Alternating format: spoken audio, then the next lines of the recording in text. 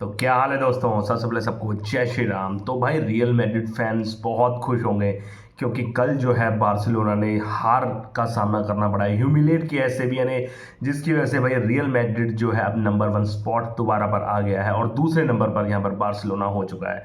और तभी इसी करके कह रहा हूँ भाई रियल मैड्रिड फैन बहुत खुश होंगे, लेकिन बार्सिलोना फैंस मेरे जैसे बहुत दुखी हैं भाई ये वाला मैच देखकर। क्योंकि भाई इतना ह्यूमिलेशन मैंने आज तक इतना बेबस और इतना डरा हुआ खेला हुआ देखा नहीं भाई मैंने आज तक बार्सिलोना को हांसी फ्लिक के करियर में। अगर बात करें तो सीवी ने 4-1 से ह्यूमिलेट किया है बार्सिलोना को। और ये अगर ये बार्सिलोना की डिफीट ना 3 गोल डिफरेंस, हांसी फ्लिक ने पहली बार ये हार झेली है 3 गोल डिफरेंस की। प्लस बार्सिलोना के वे 15 साल पहले 2010 में सेल्टा विगो के खिलाफ आई थी जिसमें डिफरेंस भाई 3 गोल था। तो आप देख लीजिए कितनी ह्यूमिलेट डिफीट हुई है। लेकिन अगर बात की जाए लॉ ऑफ एवरेजेस की तो भाई यहाँ पर आना जरूरी था लॉ ऑफ एवरेजेस में, क्योंकि अगर आप देखो ना पहली हार है ये ला लीगा में, 7 से 8 मैच खेले हैं और पहली डिफीट है ये। और लॉ ऑफ एवरेजेस के अकॉर्डिंग भाई ऐसी डिफीट तो होगी होगी, कितना आप पूरा का पूरा एक यू नो अच्छा नहीं खेल पाओगे। कभी ना कभी तो वो मंथ वो टाइम आएगा जहाँ पर आपके प्लेयर थक जाएंगे, जहाँ आपके प्लेयर इंजर्ड हो जाएंगे और आपकी दूसरी वाली टीम है यही एडवांटेज लेगी। कल यही एडवांटेज हुआ। अगर पहले मैं मैच की ओवरव्यू की बात करूँ, गेम की बात करूँ, तो पहला गोल यहाँ पर जो है सेविया कर देती है भाई पेनल्टी से, और वो भी एलेक्सिस सैंचेज भाई। अगर आप बात याद करोगे ना, एलेक्सिस सैंचेज आर्सेनल के साथ बार्सिलोना के साथ जुड़े हुए थे और ये अपने अपोजिट क्लब को जो फॉर्मर क्लब के कहीं अगेंस्ट ही उन्होंने गोल किया। हालांकि सेवी के पास अच्छे अच्छे प्लेयर हैं, एलेक्सिस सैंचेज है, एक्सपेल कुएटा है, पुराने पुराने प्लेयर हैं, लेकिन भाई इनके पास वो एग्जाम्पल ये है ना, form is temporary but class is permanent. भाई इनके पास क्लास है और कल सभी ने ऐसा परफॉर्मेंस दिया ना तो बहुत मजा आ गया। अगर मैच के दोबारा से आए तो यहाँ पर 1-0 से आगे निकल गई थी भाई सेविया। फिर उसके तुरंत जो है 38वें मिनट में यहाँ पर रोमेरो जो है दोबारा गोल कर देते हैं और हाफ टाइम में भाई 2-0 की लीड ले लेती है सेविया। तो यहाँ पर कुछ चेंजेस करते हैं जिसकी वजह से थोड़े बहुत इनिशियल मूवमेंट अच्छे लगते हैं। यहाँ पर पैड्री अच्छा खेला, लेकिन फ्रैंकी डियोंग को तो भाई पकड़ कर रख दिया भाई मिडफील्डर ने, डिफेंस सिस्टम ने यहाँ के सेविया की। और मेन बात क्या थी, ये मैन टू मैन मार्किंग कर रहे थे भी, हर प्लेयर के लिए एक बंदा इन्होंने लगाया हुआ था बार्सिलोना के प्लेयर के ऊपर, जिसकी वजह से इतना तगड़ा इनका डिफेंस सिस्टम रहा। लेकिन वो डिफेंस सिस्टम तोड़ा भाई हाफ टाइम के तुरंत बाद पैड्री ने। और क्या क्रॉस या फिर कह सकते हैं क्या बॉल दी भाई पैड्री ने, वॉली दी और वहां पर मार्कस रैशफोर्ड ने कोई भी नहीं गलती की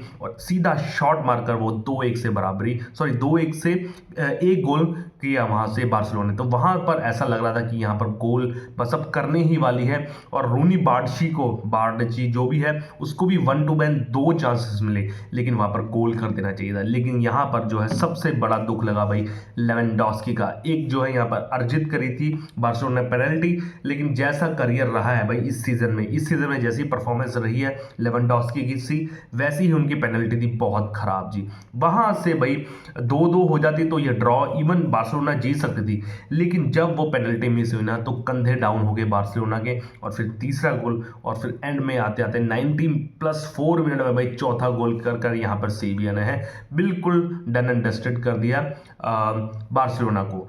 तो यहाँ पर उनकी पहली हार हुई है भाई बार्सिलोना की, और बैक टू बैक 2 हारें हुई हैं ऑल कंपटीशन में। इससे पहले पीएसजी के खिलाफ हारे थे 2-1 से, आई थिंक, हाँ 2-1 से हारे थे यूएफए चैंपियंस लीग के मैच में, लीग मैचेस में। और प्लस कल जो है तो दूसरी डिफीट जो है अब आ गई है बार्सिलोना की। तो क्या कमियां हैं, क्या करना चाहिए इनको। तो पहले कमी तो यार इनकी कोई गलती नहीं है भाई, बार्सिलोना के प्लेयर्स की भी कोई गलती नहीं कह सकते हैं, ना फिर मैनेजर की है भाई।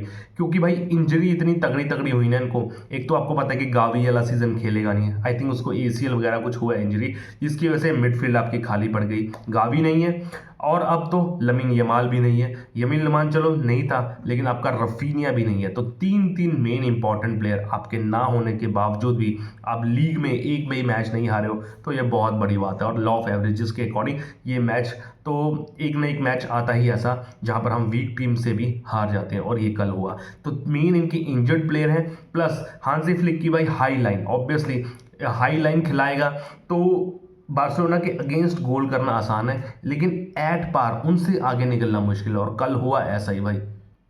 आप देखोगे ना, प्लेयर थके थके नजर आए, चाहे आप पेड्री की बात कर लीजिए, चाहे आप फ्रैंकी डियोंग की बात कर लीजिए, क्योंकि हांसी फ्लिक का प्ले ऑफ स्टाइल है हाई लाइन खेलना, भाई भगाना, चाहे वो मिडफील्डर हो, डिफेंस हो और फॉरवर्ड, तो है ही भागने का काम। तो भाई पूरा का पूरा भगाता है ये, हाई लाइन में प्रेशर सिचुएशन खेलता है, वो है ना रिस्क प्लस रिवॉर्ड वाली गेम खेलता है। और कल हुआ ऐसा ही, जो तीसरा और चौथा गोल पड़ा ना भाई, वो हाई लाइन के करके ही पड़ा, जो बार्सिलोना को पड़ा। मेन चक्कर ये है कि भाई इनके प्लेयर इंजर्ड हैं, प्लस इनको थकावट लग गई है, और भाई इनके पास बेंच स्ट्रेंथ नहीं है। अगर आप देखोगे ना दूसरे हाफ में जब चेंजेस करने हैं, सब्स्टिट्यूट किए हांसी फ्लिक में, तो कौन आ रहा है भाई? क्रिश्चियनसन आ रहा है, बाल्डे आ रहा है, एरिक गार्सी आ रहा है, रोनी बार्डेजी आ रहा है। तो भाई इनमें से भाई एक प्लेयर ही फॉरवर्ड है, मिडफील्डर, और तीनों के तीनों डिफेंस प्लेयर है। जब आप 2-1 से ट्रेल कर रहे हो, एक गोल से आप पीछे हो, तो भाई आपको तीनों डिफेंस के प्लेयर क्यों भेजने आगे? क्योंकि भाई इनके पास प्लेयर ही नहीं है, रफीनी नहीं है, यमाल नहीं है, गावी नहीं है, जिसकी वजह से भाई इनको बहुत बड़ा धक्का पहुंचने वाला है आगे वाले मैचों में भी, क्योंकि फाइनेंशियल कंडीशन बहुत वीक है बार्सिलोना की, प्लस इनके पास प्लेयर नहीं है, बस वो एकेडमी के इक्का दुक्का प्लेयर है। और सबसे बड़ी बात, इनिगो मार्टिनेज का ना होना भाई यहाँ पर डिफेंस लाइन में और वीकनेस पैदा करता है। जो इनिगो मार्टिनेज, पिछले सीजन में क्या हो रहा था भाई, इनिगो मार्टिनेज और कुबारसी, इन दोनों ने जो है डिफेंस लाइन सिस्टम बचा कर रखी थी बार्सिलोना की, लेकिन यहाँ पर इनिगो मार्टिनेज चला गया अल नसर, और कुबारसी अकेला रह गया भाई। अब अकेला क्या खेत उखाड़ेगा? रोनाल्ड अराहो को भी कल अच्छा परफॉर्मेंस नहीं रहा भाई। तो ये वीक पॉइंट है, प्लेयरों का ना होना, प्लेयरों का इंजर्ड होना, और इतनी तगड़ी फुटबॉल खिलाना कि बंदे भाई थक भी जाते हैं।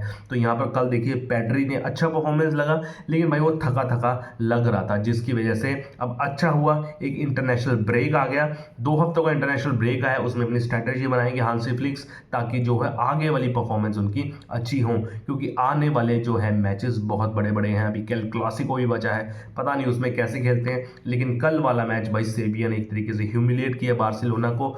और टैक्टिक्स तो क्या ही बताएं भाई, इतना बुरा खेली ना कल बार्सिलोना, थकावट लग रही थी भाई उनके चेहरे में, जो भी था, लेकिन यही था भाई। यहाँ पर रियल मैड्रिड फैन ऑब्वियसली खुश होंगे, अब नंबर 1 पर पहुंच गई है रियल मैड्रिड, और बार्सिलोना दूसरे पर है अभी। तो यही है भाई, ला लीगा का थोड़ा कंपटीशन ना ऐसा ही रहता है, एक साल बार्सिलोना, फिर दूसरी बार रियल मैड्रिड, फिर अल्टरनेट चलते रहते हैं। एक बार आई थिंक एटलेटिको जीती, 10 आई थिंक 8-10 साल पहले जीती थी, लेकिन वही है ना, यही करके थोड़ा सा ला लीगा थोड़ा सा रेपिटेशन में चला जाता है ये लीग।